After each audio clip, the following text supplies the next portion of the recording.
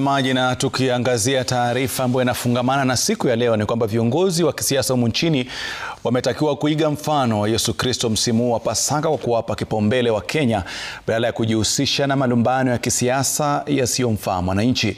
Wakiadhimisha sikukuu ya Ijumaa Kuu, viongozi wa kanisa wamewataka wanasiasa kuwa mfano mwema katika utendakazi wao. Emily Chebet anatuletea taarifa za heri njema za Pasaka na jumbe za amani na umoja zilizosheheni Ijumaa Kuu.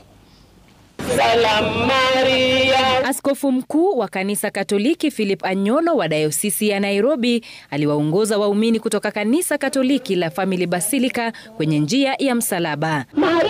Ni hafla ya kuashiria mwisho wa Kwaresma, siku ya Pasaka. Askofu huyo akiwataka Wakenya kuiga mfano wa Kristo na kupendana.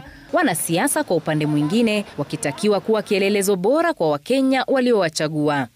Kenyans and especially wanasiasa wetu, tunaomba kila siku msituonyeshe mfano wa uongozi wenu wa kisiasa katika vita na kubishana.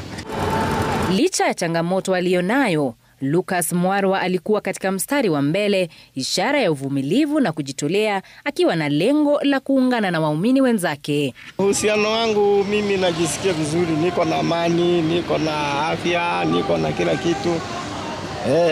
Na nilitakia taifa letu amani, umoja na mshikamano, ndio maendeleo. Hapo tu. Katika kanisa la All Saints Cathedral hapa jijini Nairobi, waumini walikuwa kanisani, jumbe zikiwa zile za amani, upendo na umoja. We don't need to hate each other. We don't need to abuse each other. We don't need to fight each other. Because we all belong to one country called Kenya. Kwingineko, Padre Joseph Mzito wa Consolata Shrine Parish amehubiri haki kwa wote na kuwataka viongozi wa kisiasa kuboresha hali nchini. We pray that this Easter season may find us when we are reconciled with him, when we are peaceful with one another.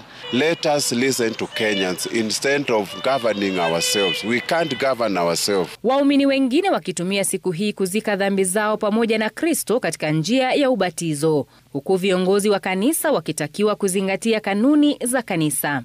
Tukatae wanasiasa ambao wanatangaza, wanataka itangazwe kwamba wametoa milioni 10, milioni 5, milioni 1. Tuwakatae. Mtu akitaka kutoa sadaka, wacha atoe sadaka kama mshirika, maana kiongozi anakuja kama mshirika.